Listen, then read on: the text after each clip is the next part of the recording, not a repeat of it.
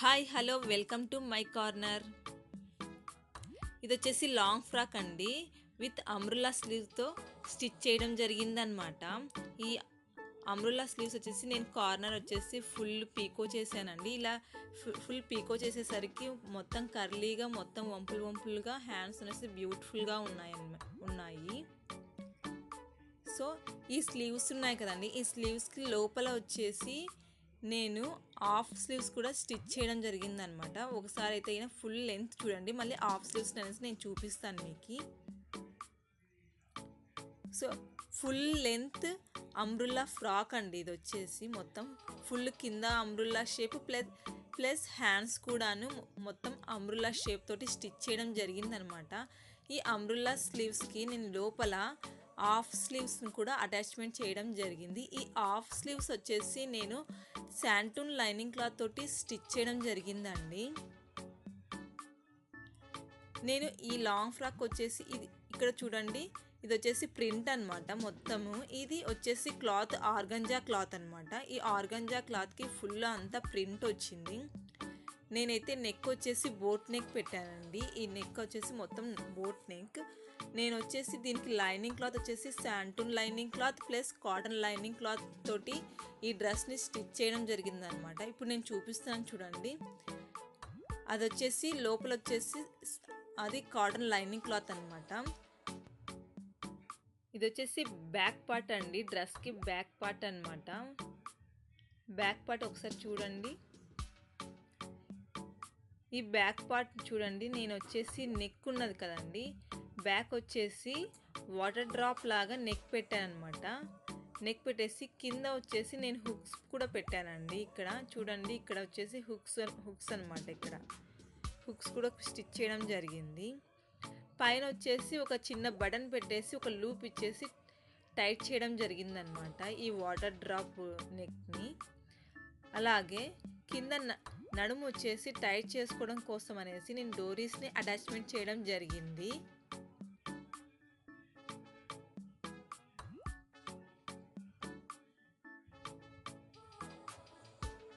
So ఫుల్గా వచ్చేసి umbrella long frock అనమాట ఇది వచ్చేసి. ఒకసారి చూడండి ఈ డ్రెస్ని, కింద గేర్ కూడా చాలా ఎక్కువగానే ఉన్నదండి.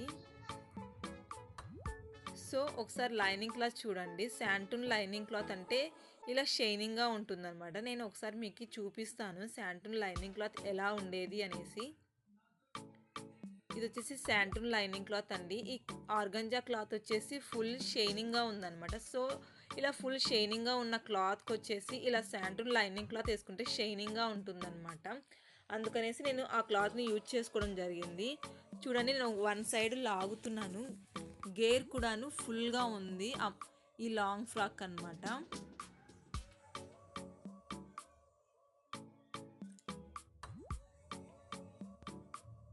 ఇది వచ్చేసి లైట్ సీ గ్రీన్ కలర్ అండి. ఇది లైట్గా ఉందన్నమాట colour, light sea green colour. Actually నాకు ఇక్కడ సైడ్ విండో నుంచి లైటింగ్ పడుతున్నది, అందుకనేసి ఇది ఇంకా కొంచెం లైట్గా కనిపిస్తున్నది. యాక్చువల్లీ కలర్ వచ్చేసి చాలా బాగుంది, colour light sea green colour. ఇక్కడ చూడండి, ఈ అంబ్రెల్లా స్లీవ్స్ ఉన్నాయి కదా, ఈ అంబ్రెల్లా స్లీవ్స్ ఒకసారి మీకు నేను చూపిస్తాను. ఇక్కడ నేను అటాచ్మెంట్ చేశాను కదా, చూడండి ఎక్కడ మీకు అనేది ఒక తేడా అనేది ఏమీ కనిపించడం లేదు. కానీ ఇక్కడ ఒక చిన్న అంటే ఫాల్ట్ అనేసి కాదు, ఒక చిన్న అడ్జస్ట్మెంట్ చేయడం జరిగిందనమాట. ఆ అడ్జస్ట్మెంట్ అంటే ఏంటిదంటే, నాకు ఈ ఆర్మ్ హోల్ కన్నా ఈ ఆర్మ్ హోల్ రౌండ్ ఉంటుంది కదండి మెజర్మెంట్, ఆ మెజర్మెంట్ కంటే ఈ అంబ్రెల్లా స్లీవ్స్ అనేది కొంచెము రౌండ్ షేప్ ఎక్కువ వచ్చిందనమాట. సో ఆ రౌండ్ కొలత ఎక్స్ట్రా వచ్చినది. ఇలా నేను ఒక చిన్న ఫ్రిల్ పెట్టేసి అడ్జస్ట్మెంట్ చేయడం జరిగిందనమాట.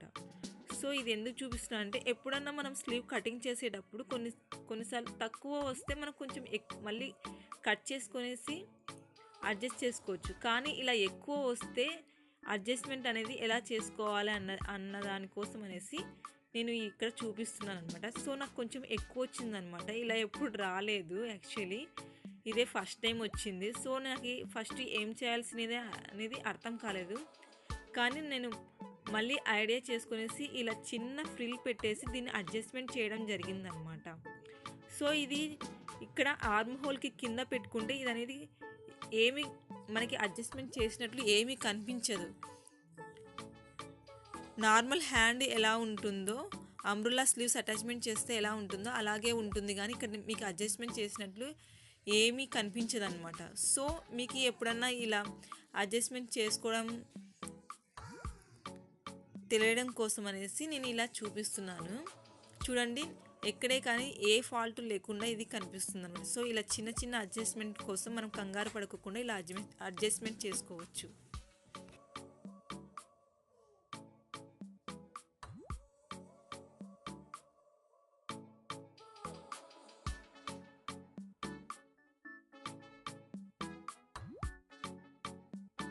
ఇది వచ్చేసి క్రాప్ టాప్ అండి. లెహంగా వచ్చేసి ఫుల్ మెంతి కలర్ అనమాట.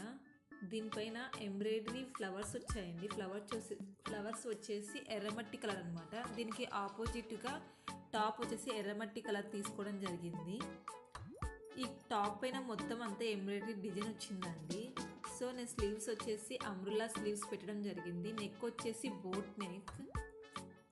బోట్ నెక్కి మొత్తం అంతా ఫ్రిల్స్ తోటి మొత్తం స్టిచ్ చేయడం జరిగింది. ఇది వచ్చేసి బ్యాక్ పార్ట్ అనమాట. ఇక్కడ వాటర్ డ్రాప్ లాగా నేను సెంటర్లో వాటర్ డ్రాప్ లాగా హోల్ డిజైన్ చేయడం జరిగింది. ఇది ఫ్రంట్ అండి. చూడండి, ఇక్కడ మొత్తం అంతా ఎంబ్రాయిడరీ డిజైన్ వచ్చేసింది అనమాట. దీనిపైన అక్కడక్కడ కుందన్స్ వచ్చాయి. ఇది వచ్చేసి బోట్ నెక్.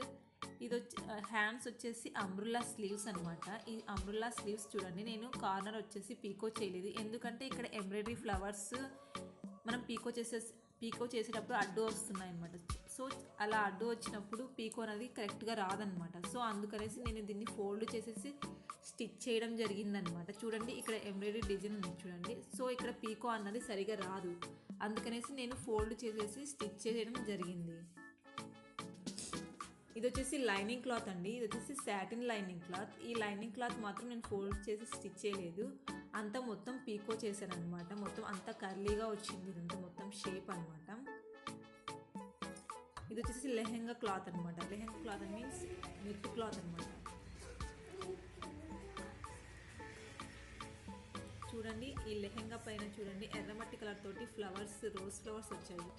ఈ నెట్ క్లాత్కి నేను షైనింగ్ రావడం కోసం అనేసి లోపల సాటిన్ లైనింగ్ క్లాత్ వేయడం జరిగిందండి.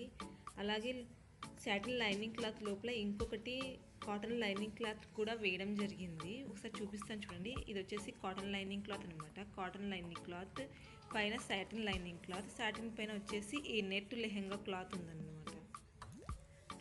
సో ఇదంతా మొత్తం ఇవి ఉన్నాయి కదండి, ఈ ఫ్లవర్ ఇది వచ్చేసి ఎర్రమట్టి ఫ్లవర్స్, ఇవన్నీ మొత్తం కుందన్స్. మళ్ళీ ఈ ఫ్లవర్స్కి ఆపోజిట్గా నేను క్రాప్ టాప్ని కలర్స్ డిసైడ్ చేసుకోవడం జరిగిందనమాట. ఇవన్నీ మొత్తం కుందన్స్ అండి. చూడండి, మొత్తం కుందన్స్. చూడండి, ఇది కూడా నేను ఎంబ్రాయిడరీ ఫ్లవర్స్ అడ్డు వస్తాయి కాబట్టి అందుకనేసి కింద ఫోల్డ్ చేసి స్టిచ్ చేయడం జరిగింది. ఇది వచ్చేసి బ్యాక్ సైడ్ అండి. బ్యాక్ సైడ్ వచ్చేసి డ్రాప్ పాయింట్ లాగా హోల్ పెట్టడం జరిగింది సెంటర్లో. సో దాని చుట్టూ అంతా ఫ్రిల్స్ పెట్టేసి కుట్టడం జరిగింది. కింద వచ్చేసి చూడండి ఇలా హుక్స్ పెట్టడం జరిగింది అనమాట. చూడండి, ఇక్కడ హుక్స్ ఉన్నాయి చూడండి.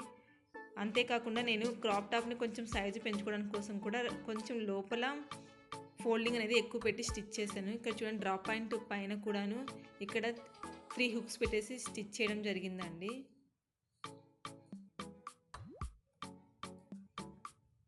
టోటల్గా డ్రెస్ అయితే ఇదండి.